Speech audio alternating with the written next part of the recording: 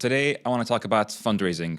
It's probably the most common question I get asked on social media, DMs, comments. How do you raise funding for your startup? I have a startup, how can I raise funding? I can't find investors. How do you value the company? So today I thought I'd just go on a rant. I'd do a free flow talking about fundraising. By the end of the video, hopefully you'll be able to know the basics and you'd be able to go and execute, build a pitch deck, which is a presentation that tells investors about your startup. You'd be able to find investors, talk to them, know how to negotiate, know how to pitch them, and hopefully know how to close the investment. Quite ambitious, but I think it's simple. It's not easy, but it's simple. And having raised close to $80 million so far, I learned a thing or two along the way. And today I want to teach you those things. So there are about 5 phases, let's say, of the fundraising process. Phase number 1 is you need to have a good company and a good product. I'm not going to be talking about that today. I'm going to assume that you already have a good product and a good company.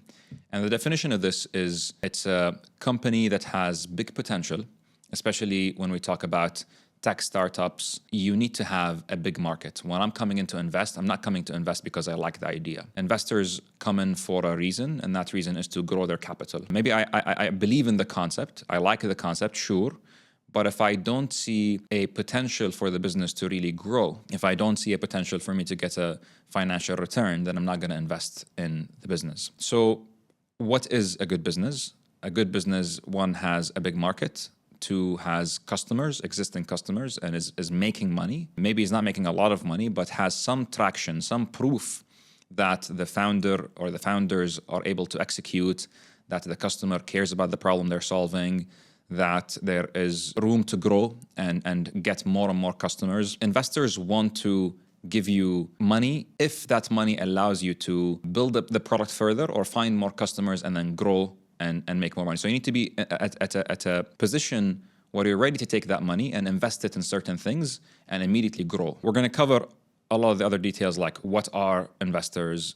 I'm going to talk about what the definition of a good company is from the point of view of an investor. The second point will be what is an investor and what are the types of investors, and maybe a little bit about where to find them. And the third is how to create a pitch deck, which is a presentation. It's how you pitch the investor, what content the pitch deck needs to have, and how to design it and what story should it tell. Doubling down on how to find investors and talk to them. So where to find them, how to approach them, and how many should you talk to, and so on. And number 5 would be how to close the deal or negotiate, and so on. So to recap, what is a good company that is investable? What is an investor and the types of investors? How to prepare a pitch deck or a presentation to pitch investors? How to find and pitch investors? And how to close and negotiate. All right, so what is a good investable company? And just for context, for reference, I'm talking about tech companies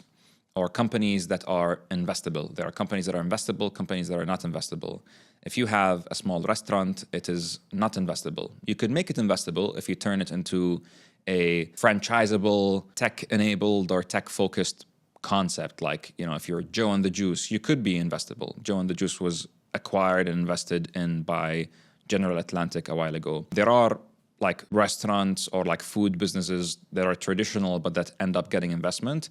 Those are also, usually they get more investments from a certain type of investor. But here I'm going to talk about startups, tech startups, and businesses that are focused on scaling, going to 100 million, 1 billion and beyond. If you're building a small store, a shop, a boutique fashion brand, this is not for you. And you are probably not a very investable business because by definition, an investor is someone who has capital, who wants to grow that capital. So they would invest in a business because they want to see growth. And if you're a small business that is not interested in like scaling, or your business model doesn't allow you to scale very fast, then why should I invest as an investor? I think it's very important to empathize with what an investor wants and who is the investor, which we'll talk about more in a bit in the second part. But back to the point, what is a good company? What is an investable company? It's a company that has a very big market size. Having a very big market size simply means that there are a lot of people who have the problem that you're trying to solve for. And those people are willing to pay you to solve that problem. So let's say if you're selling healthy meals, well, there's probably 20% of the population that is obese, and therefore they're interested in healthier meals so they can lose weight. That could be a way you can calculate the market size in terms of population or in terms of how much they're willing to pay for you. So big market size. Second thing is you have to have a scalable business model. If your model is not scalable, it's not investable. What does a scalable business model mean? It's a business model where you can easily serve more and more customers. So if you have one central kitchen that you can serve 1,000 people from, that's probably somewhat scalable, because if you go to 2,000, you can serve them within the same kitchen. But if you need to open another kitchen for every 200 customers that sign up or that buy from you, then that's not very scalable, or the scalability is much harder because you need to build many, many kitchens and you need to rent lots of places. And that makes it a lot less scalable. Versus if you're a social network like Facebook or Instagram or whatever, you're extremely scalable because you don't need to build anything extra. You build the technology once and it can serve 1 million people or 10 million people. The third thing you need is you need to have a proof of concept or traction. So you need to have people who have already tried the service and have paid you for it. If you don't have that, then the investor wouldn't know if this is actually proven or if this is just a cool idea that might not really be a good business. You can raise funding without having traction, but it's much harder and it's more rare. It's much easier to raise funding if you have traction. These are pretty much, I think, the three things that you need to figure out or the things you need to have to be an investable company. You need to have a big market size, you need to have a scalable business model, and you need to have a proof of concept, which could be either a product with some customers or some customers even without the product, but you need to have some proof. There are other things like, you need to have a decent team, but I think this matters less. And in the early days, if you're talking about like early stage funding, it's just the founder or founders that are considered to be the team. So like I will invest in a company if I believe that the founders are very strong. But if I feel like they're not serious about the business or like they're not very strong, they're not very smart, then I wouldn't invest in the business. So it's important to have a strong team. So that is probably the easiest part, which is what makes an investable company. And I think this is important context because these are the companies that will be able to raise funding in the context that I will be sharing. If you are building something else, then this video might not be for you. The second part, which is what are investors and what type of investors are out there? There are two types of investors mainly that invest in tech companies or in startups. There are angel investors and there are venture capital companies or venture capital funds. Angel investors so these are like wealthy individuals or high net worth individuals that have cash and they invest some of that money in founders in the early stages or in startups that are promising in the early stages. And I think they're called angel investors because they help you and it's an angelic act to help an early stage founder or startup. They usually invest smaller tickets, smaller amounts.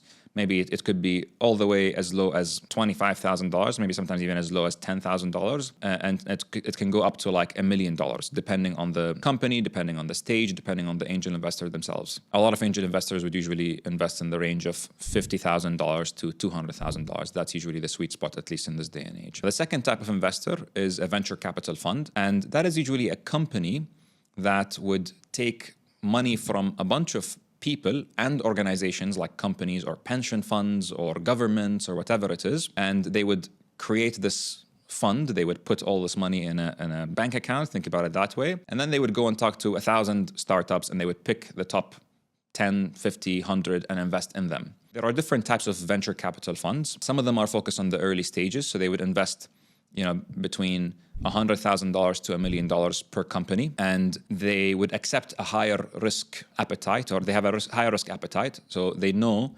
that most of the startups they will invest in would fail. For example, I remember 500 Startups, which is a very early stage fund, has a success rate or an expected success rate of 2%. They expect only 2% of their companies or the startups they invest in to become extremely successful. But those 2%, those like 2 out of 100 companies would pay back for all of the other 98 failed investments. The reason why this could work is because the company that could work, maybe they would invest $100,000 and they would get 10% of the company, and that company ends up being worth $10 billion. So their 10% over time reduces, but let's say it's worth like billions of dollars from $100,000, so it would pay for everything else. And then there are later stage venture capital companies that would invest maybe between $1 to $5 million in startups that have proven themselves a bit more. So they would accept a lower risk, like they have a lower risk profile or appetite, but they would also expect a lower return profile.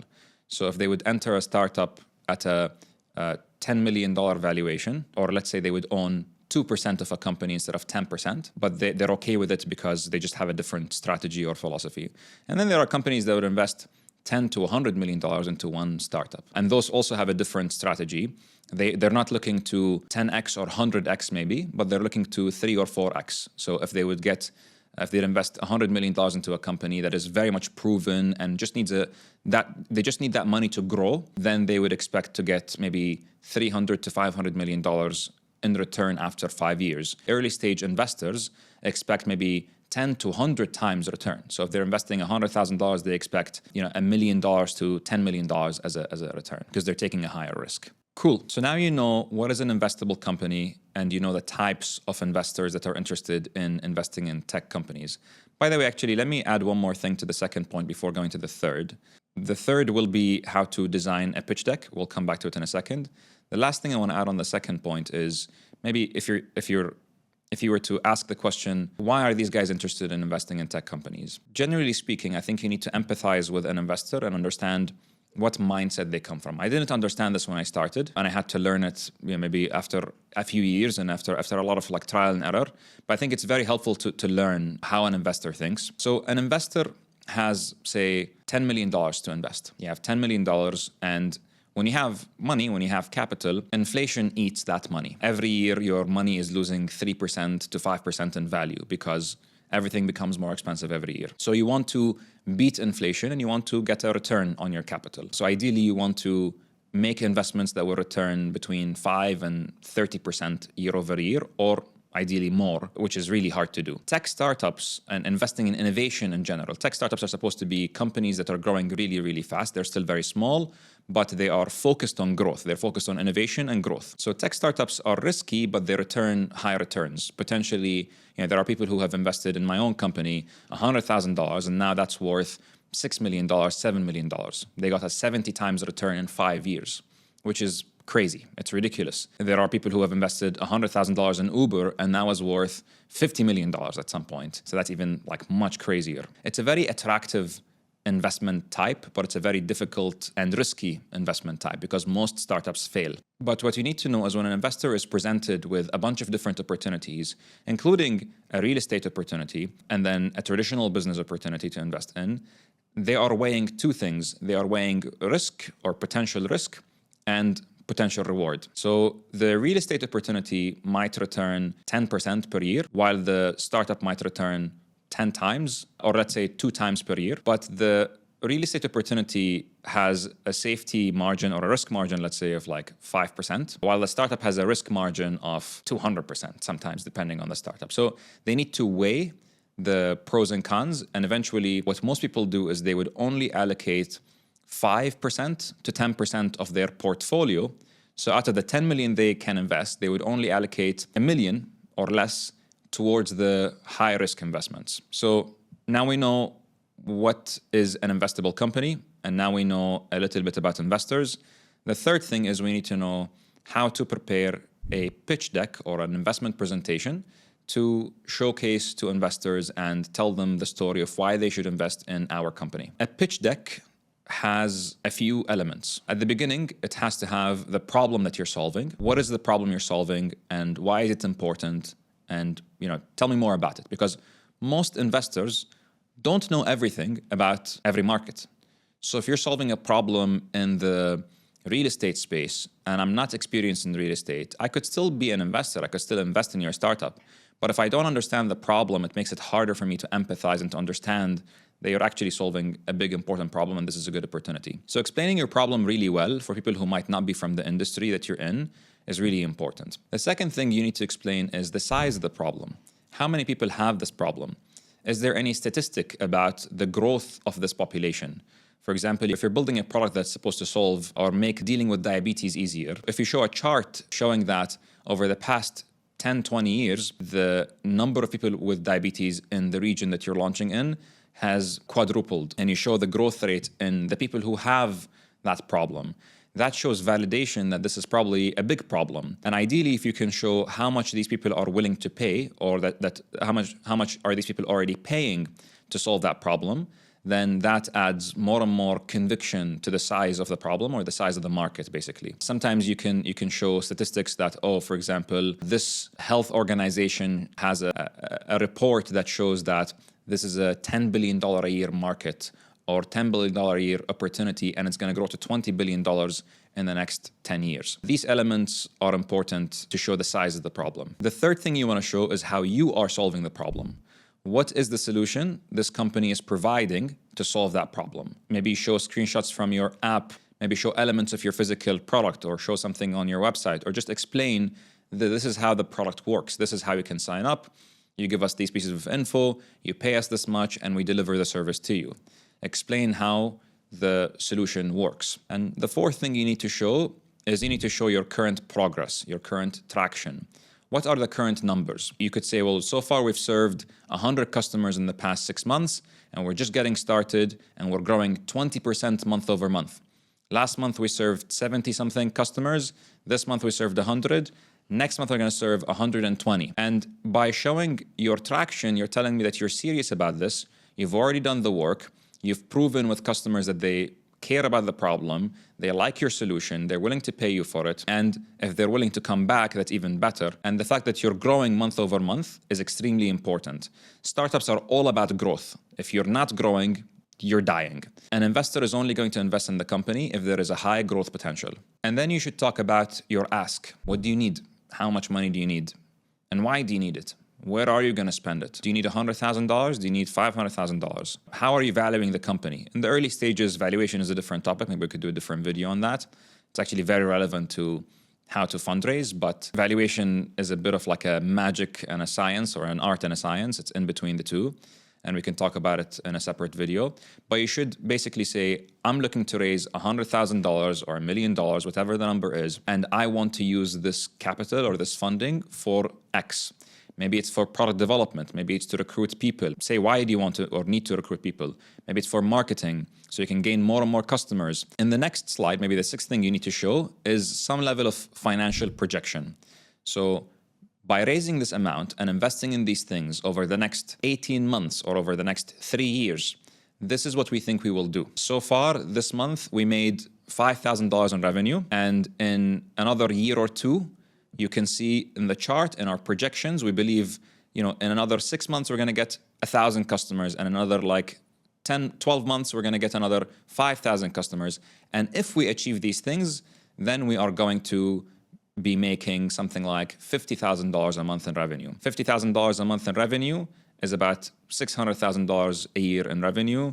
And, then we can maybe raise another funding round, or then we will be profitable, whatever the story is that you want to tell. But basically, the sixth thing you need to do is you need to tell the story of, after raising this money, I don't know for sure, but what I believe we will be able to do over the next 1 to 2 years is we will be able to grow the business to this level, to this direction. And that's why you should be investing. It would be nice to have a 7th slide maybe about the team. And there could be another couple of slides here and there. The team slide would basically tell me, who are the co-founders? Did you manage to recruit good people? Because at the end of the day, business is a team sport. And I'm investing in the people. In the early days, the team is really small, but they are the ones who are going to make the business work or make it not work. And don't complicate the presentation. Keep it very simple. You could even do it in black and white. Some companies have raised millions of dollars on very simple designs. So obsess over the content, not over the visuals. Make it very clear. Don't make it very text heavy. Ideally, it should be a headline and a few bullet points only. Focus on the numbers, show a couple of charts, show a picture or two or a screenshot or two of the product, but don't go very text heavy. Most of the time, ideally, you would be sending the pitch deck to investors, but then when you meet them, you can explain things to them. You could also create 2 versions. I've done this before and I've seen this being done. You can create a pitch deck, which is a version that is sent to the investors where they can read the context. And you don't want to share everything there because you want to leave some things for you to pitch when you're talking to them. You want to give them the story. You want to tell them certain details that are tough to explain through slides. And then the other version could be the presentation, where it has a lot less text and more visuals. And that's what you use when you are presenting. So when you go into the meeting, you present your screen and you show them certain charts, you show them certain numbers and certain pictures, but then you're narrating the slides. You're telling the story behind the scenes. Number 4, how do you find investors and how do you talk to them? This is a bit of a tricky one because it's different from place to another. So I'll try to give a framework that should work everywhere. You should start by doing a ton of research and a lot of Googling. You need to understand who are the angel investors and venture capital investors in your region or in your country or in your market. Now that you know the terms, now that you know what an angel investor is and what a venture capital firm is, you can use those terms to research who are the angel investors and who are the venture capital or VC companies in your area. Find out what are the recent funding rounds that have happened in your area. Go and read about them. Go and connect with the founders. Go and connect with the VCs. Maybe the partners at the VC, which would be the most senior people, would be hard to reach, but maybe you can reach to an analyst in the VC or an intern and connect. Try to make as many connections, whether it's on LinkedIn or you go and attend a tech event where these VCs are attending or hosting these events. That happens regularly. Go and follow them on social media, get to know them, go on their website, read about what do they invest in, because some VCs would only invest in certain sectors. So you'd have a VC that only invests in software as a service businesses, which means you're selling software. Some VCs would only invest in consumer companies. Others would only invest in business-to-business, B2B companies, which means you're selling to businesses. Go and read about which stage do they invest in, or what are the requirements that they look for. Some of them would be investing again in the super early stage between $100,000 to $1 million, and you might be a fit for them. But others might invest $10 to $20 million minimum, and you're not a fit for them because your company is not big enough or you don't have enough traction. So go and research on Google, on ChatGPT, wherever you want to go. Go and ask who are the best VCs, the newest VCs, the most popular VCs or angel investors in my area, and go and read as much as you can about them. Over time, you're going to get a lot more context on who are those players, whether they're angel investors or VCs. Angel investors sometimes are easier to reach out to.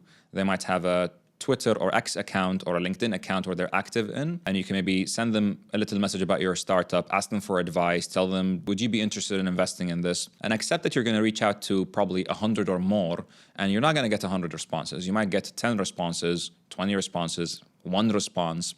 But if you do it enough times, and if you phrase your message in a nice and easy way for them to understand, if they are interested, they will respond.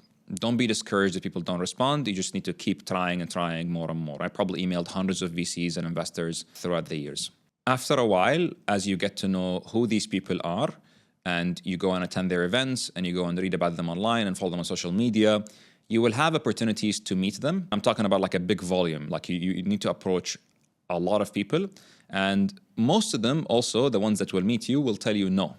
And the reason why they'll tell you no is maybe they realize that actually you're in a space that is not very relevant for them. They don't invest in that space. Or they realize that actually you still need to prove something, or maybe you have a margin issue, they will ask you to solve it, and then they would be interested to invest or look at it again. So try to get also as much feedback from them as you can. And if you meet a VC or an investor that likes you and you have a really good conversation, you could always ask them to introduce you to other investors, whether it's angel investors or VCs that they know that think you would be a good fit for them. If you know a startup founder that has raised funding, you could also ask them for recommendations. And if they think highly of you, if they know you, you could even ask them to introduce you to their investors. And that would be a great way. Usually, if you can get what they call in the industry a warm intro, which means so that there's on one side there's the cold outreach or a cold call basically, and you could do this and you should do a lot of this, but it's just a lot less likely for you to get a response that way. And on the other hand, there's like a warm intro where someone already knows you and trusts you and understands that you are doing a good job, and they would introduce you to another investor. So if I get introduced to a startup through someone I know, I'm a lot more likely to respond to them because there's a filter of trust that is already passed. So try to get connected to as many investors as you can in as many ways as you can. Email them, go to their events, apply on their websites. A lot of them, especially the early stage startups, early stage investors, they would have a form where you can apply online and share your pitch deck, the one you prepared in the previous step. If they give you attention, and hopefully one or two or hopefully many more will find your startup interesting. They will find you to be a good founder, an interesting founder, and they will take a bet on you and invest in you. Last but not least, how to negotiate and close an investor or an investment round. You're going to need a few things with you in that journey. Number one, you're going to need something called a data room. And that's basically a folder that has everything about the company. The legal documentation on how you establish the company, any contract or major contract you've signed with a partner or a supplier or even an employee. You're going to need your financials, if you have any, even if they are simple financials that you prepared or your accountant prepared or one of the co-founders prepared. You're going to have some documentation of how well is the company doing today financially. And if you don't have much revenue, then at least show some user KPIs, key performance indicators. So we have 100 users opening the app every day. They use the app for 20 minutes a day. Whatever the relevant metric to your business is, mention it in a sheet that is put inside this data room. Basically, what you want to prepare is you want to prepare a folder that an investor, once they have decided that your startup is interesting and they want to look more seriously into investing in it, they can open that folder and find everything they need to find about your startup. Legal documentation, financial reporting, contracts and agreements, and the list goes on. If you have that prepared from the beginning, it will save you a lot of time. It's a good idea to have it ready ahead of time and to keep it organized so that every time you need to fundraise, it's very easy. It's also good for you as a company generally to keep an organized folder like that.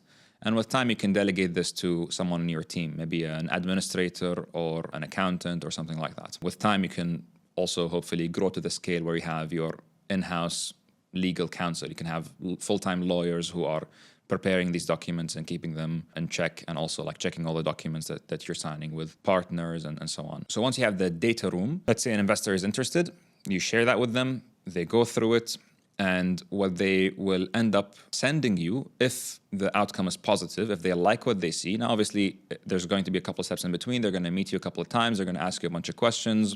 They're going to verify a few things.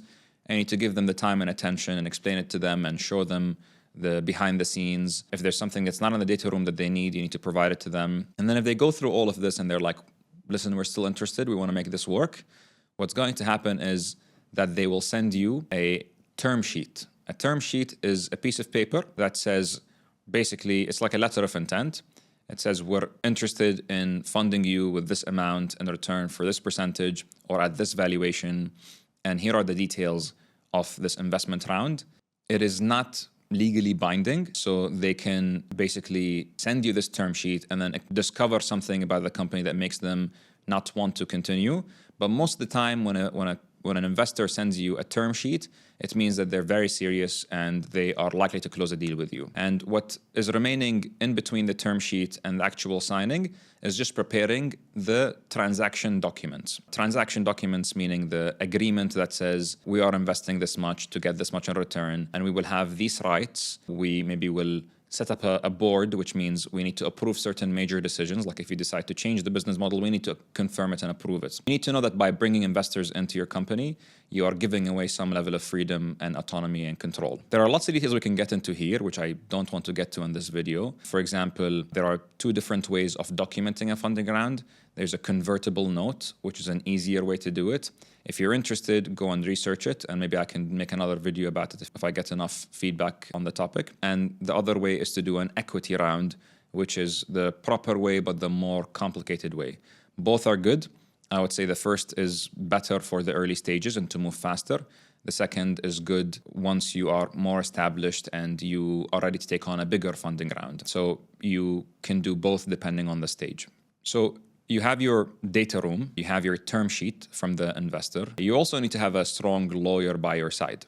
You need to have a lawyer that is working with you and representing the company to negotiate the deal terms and to give you feedback on the agreements and to make sure that you are not underrepresented in the rights and you're not being like squeezed, to make sure that you're setting up the business for success, to make sure that the investors are not getting too much of a veto power on the business. There are certain things that you need to account for, and that also can be an entire different video and conversation, because there's like many terms that go into funding agreements, and their goal is to protect the investor because they're coming in, they're paying you their hard-earned money. They want to make sure that you're going to do everything in your ability to protect the business. And in case things don't work out, then they want to make sure that they're going to get some of their money back, ideally. So that's like that could go into a much bigger conversation, but we'll just keep it there. You need to have a good lawyer on your side. How do you find a good lawyer? Also research good startup lawyers in your region. Go and see the press releases, so the news of the last 100 funding rounds that happened in the region, and find out who advised them, who was their lawyer for different startups, and ideally find the startups that are closer to your size. So if you're doing a $200,000 investment round, don't go and look at like a $20 million round lawyer. Go and find the lawyers who did the smaller rounds and approach them and get to know them and make sure you're comfortable with them. And go and reference them. Ask the founders who worked with them if they're good or if they're not. Most founders you're going to reach out to hopefully will be helpful and receptive, especially if they're in a similar geography and a similar stage. People like to help each other. Just reach out with courtesy and make it very simple as a request and ask them a direct question, whether it's on LinkedIn or through social media, and hopefully you get a response. Lawyers at the early stages probably would charge a few $1,000s. It could go up to $10,000, $20,000, $30,000 depending on the round size. Between $100,000 to $1 million as a round size would cost you probably $20,000, $30,000 in legal fees. It's not a small amount of money, but it's also not a huge amount of money compared to the damage you could have if you don't have a good lawyer on board. Think of it as an insurance policy. You want to make sure someone is reading every little detail and giving you feedback and making sure that you're well protected. Lawyers generally charge by the hour. So if they work less hours, they will charge you less. So you need to look for a high integrity lawyer, someone who's going to do good work, someone who's not charging a ridiculous hourly rate, especially in the early stages. And ideally someone who has worked with startups in the past, so they understand startups, because not every lawyer is a startup lawyer. Not every lawyer can understand the terms and the nature of startups. So you want to make sure whichever lawyer you work with has worked with startups before. You can keep using them if they're scaling well with you. So if they have a very small firm and they can't support you as a much bigger company, you have to find another bigger firm. In our case, we were lucky where our lawyer scaled with us. And we still have in-house lawyers. So we have in-house lawyers and we have an external lawyer. And maybe in the next round of funding, it's going to be much bigger. We need to find a different lawyer. Ideally, you want to scale with the same because they understand the business and there's trust. But you can't always do that. It depends on the situation. So thank you for listening. I hope this was useful. I want to do more long-form content. This was an experiment. I hope you have more context now about how to raise funding. If there's any area in particular that you're curious about, something that is not clear, please let me know in the comments and I'll do my best to cover it.